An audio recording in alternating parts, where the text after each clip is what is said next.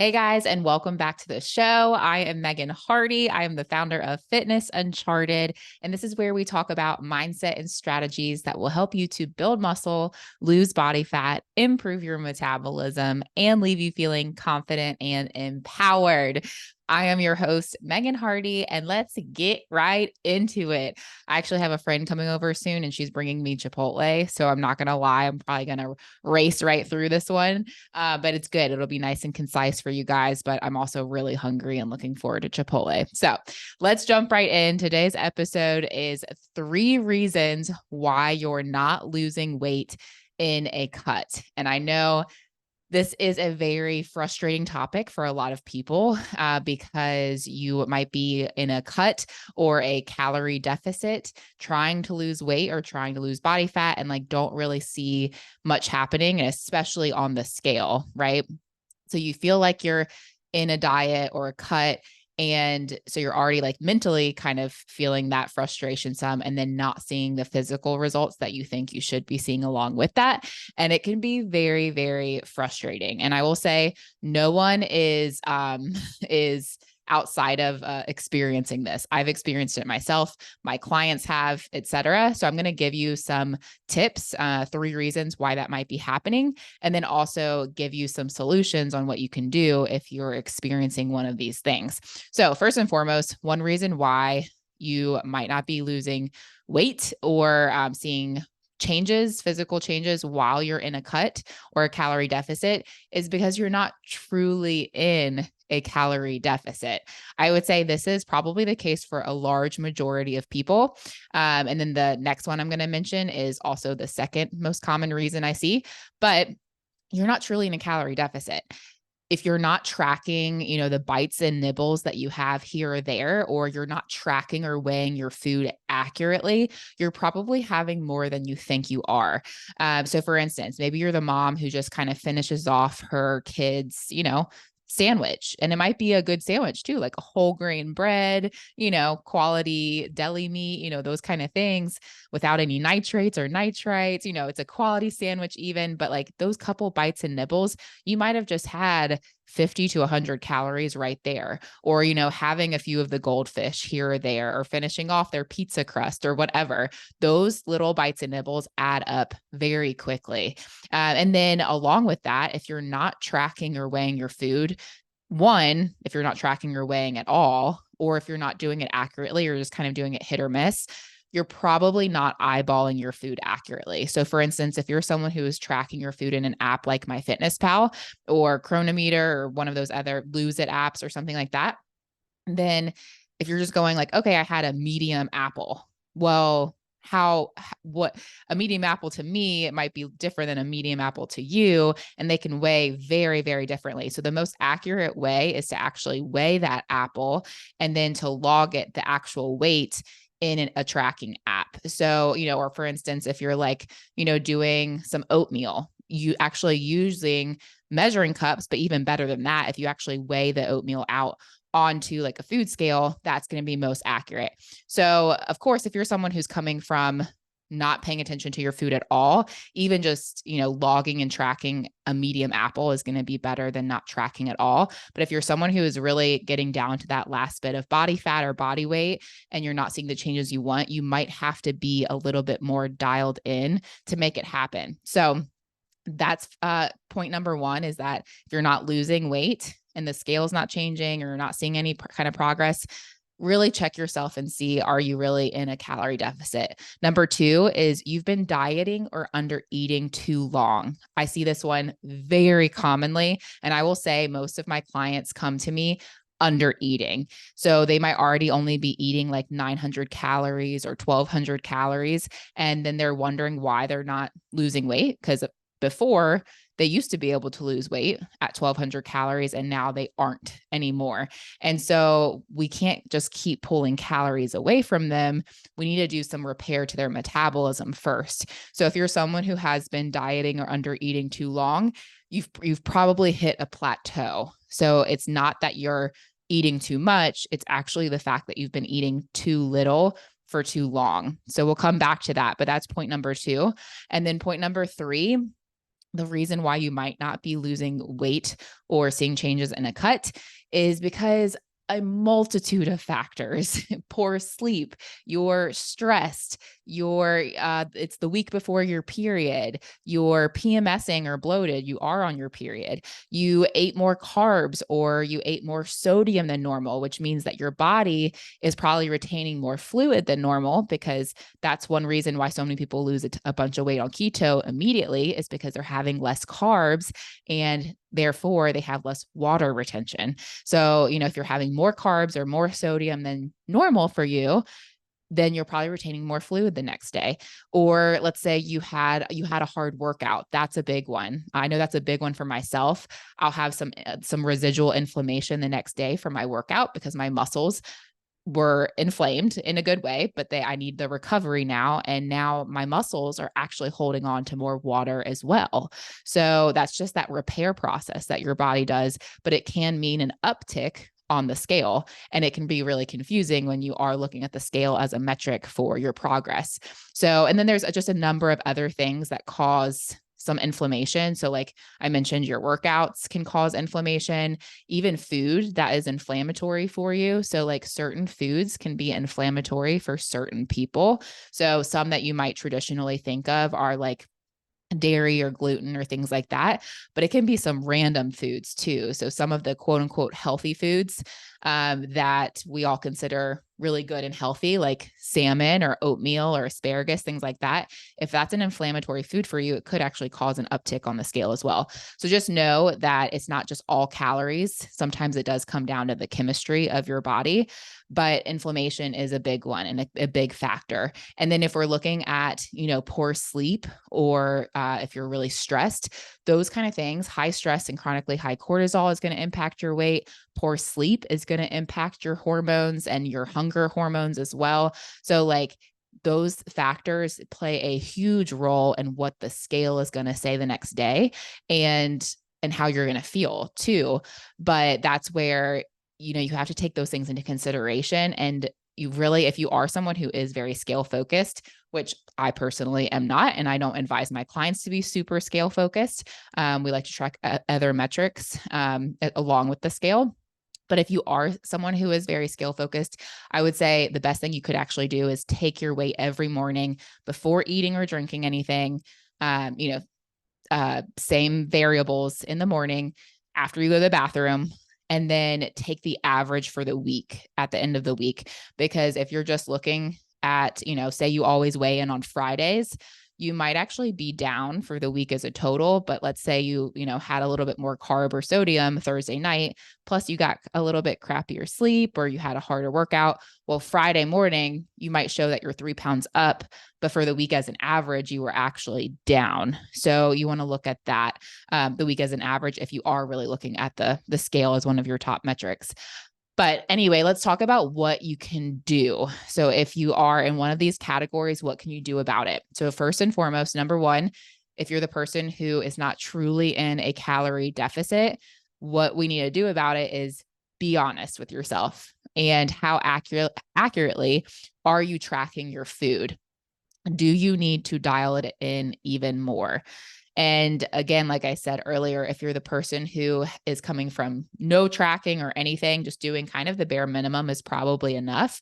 But if you're someone who's further along in your journey, the more diligent you probably have to be. So, and a big one for a lot of my clients, I will ask, they might be even having a hard time hitting calories or sticking to their calories, or they might say like, oh, I'm actually under my calories. And then I ask them, oh, like, did you track like your olive oil or like your cooking oils, or like, did you put butter on that? Or what about your jam? And they're like, oh, shoot, never mind. Okay. That's an extra. And, a tablespoon of olive oil is like 150, 180 calories. So it's like, that stuff adds up quick. So be honest with yourself. Also do just another check and make sure you're actually logging things accurately, and that you're really truly in a calorie deficit. And this includes not just Monday through Friday, but also includes the weekend too, right? So for the week as a total, you need to be in an overall deficit.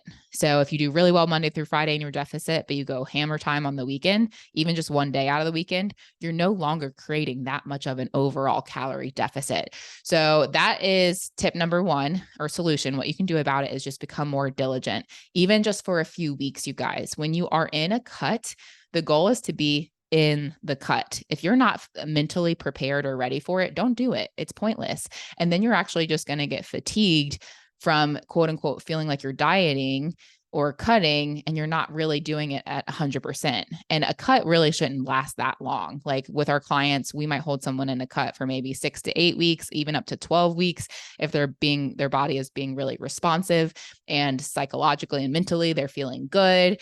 But otherwise, you don't want to stay in a cut a super long time. Even just do a cut for 4 weeks. If you're doing it diligently, then you're going to see more progress than if you're just kind of half ASSing your cut for 8 to 12 weeks, right? Like, and then psychologically, you're going to burn yourself out too. So when you're in the cut, be in the cut. And then number two, if you're the person who has been dieting or under eating for too long, then you might need to give yourself a diet break or a quote unquote maintenance phase. And what that means is it's just an amount of time that you're going to bring your calories back up to your maintenance calories. So if you don't understand what maintenance calories are, that's the amount of food that you should be able to eat to maintain your weight.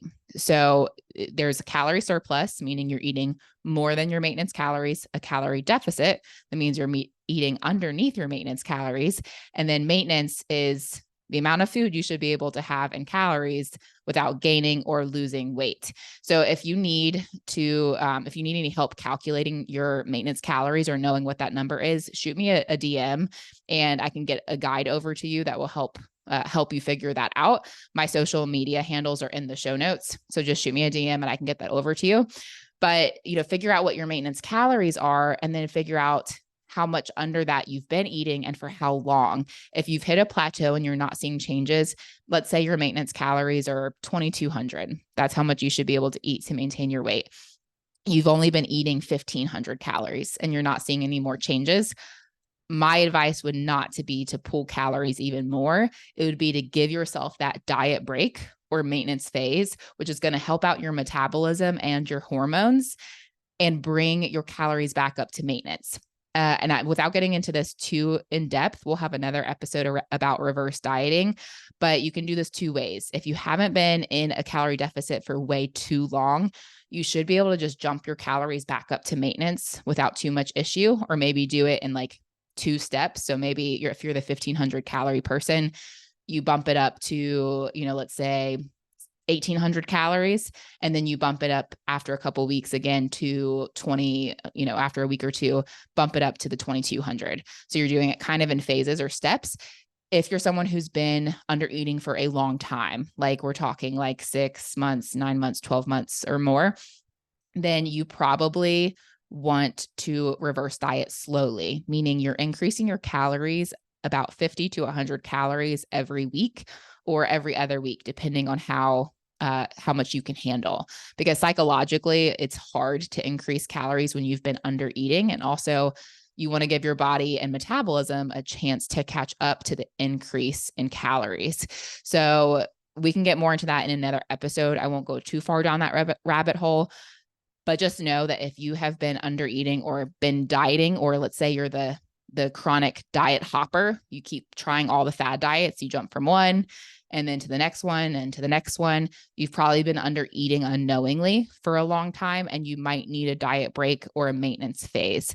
So that would be your first go-to before trying your next cut or calorie deficit, because your cut is not going to be effective if your metabolism and hormones have downregulated.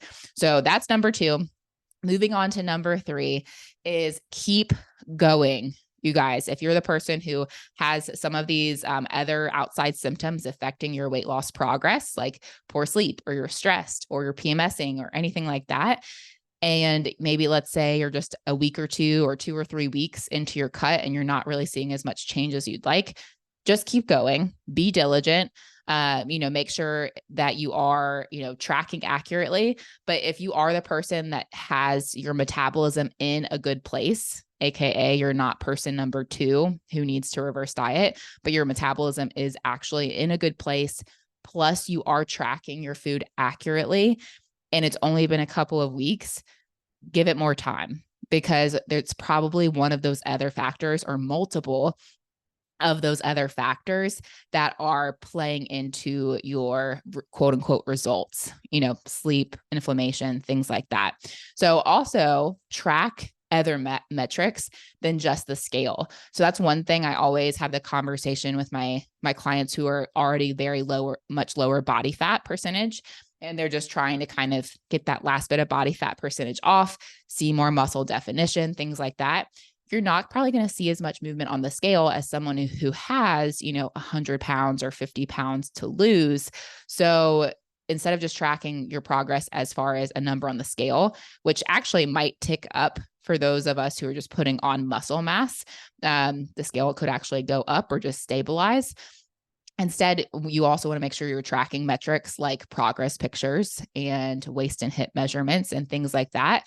And if you're seeing progress in those areas, you're still making progress. It's not just all about the scale. So like if you're noticing that your clothes are fitting better, you're noticing more muscle definition when you look in the mirror, like you can see that tricep popping out when you put your arm on the table, things like that. Like you're noticing some of the muscle definition and toning and those changes happening, and things are feeling tighter, your core is feeling tighter. That's progress, even if the scale doesn't move much, if at all. So just also maybe reframe what you think progress looks like, because the scale is not always the best indicator of that. But then also give it more time if you've only been doing it for a couple of weeks. So with a cut, we have to be consistent, like get in, get out, and get on with it. Like if you're not really ready mentally and prepared to do a cut, don't do it. You're going to actually do more harm to your body than good by being in kind of like this halfway under eating, but still eating crap and kind of hitting calories and not, versus just hanging out at your maintenance calories, focusing on your metabolism and building muscle. And then when you're actually mentally prepared for the cut, you can go into a cut for 4 to 6 weeks, see some positive changes, and then get back out of the cut. That is the way we want to do a cut. So if you're not ready for one mentally, that's okay. No shame. I am terrible at cutting or doing a calorie deficit. Like I love to eat. I love food. And like, I hate eating less than I want to. So I am very bad at a cut, and I have to really mentally prepare to put myself into a calorie deficit. And guys, I'm saying even pulling 200 or 300 calories from my maintenance calories is really tough for me. So I understand, if you're not mentally prepared for that, but you have to be if you want it to be effective and to make your cut effective. So anyway, that's it, you guys. Like I said, I was going to try to keep it short and sweet this week. I'm going to go eat my Chipotle now, and I'm going to add some good old 5% plain Greek yogurt dollop on top. That is actually a hack for you guys. If you go to Chipotle, I always skip the sour cream. And then I usually get Chipotle to go and bring it home. So then I put my own plain Greek yogurt on top of it instead of the sour cream to get myself a little extra protein. But also, since I'm not in a cut, I'm not trying to save on them calories or anything right now. So I'm going to do that 5% fat Greek yogurt, which is nice and thick and creamy, and do a good old hefty dollop on top of there. And I'm going to enjoy that. So anyway, thank you guys so much for joining me on this episode, and I will see you on the next one.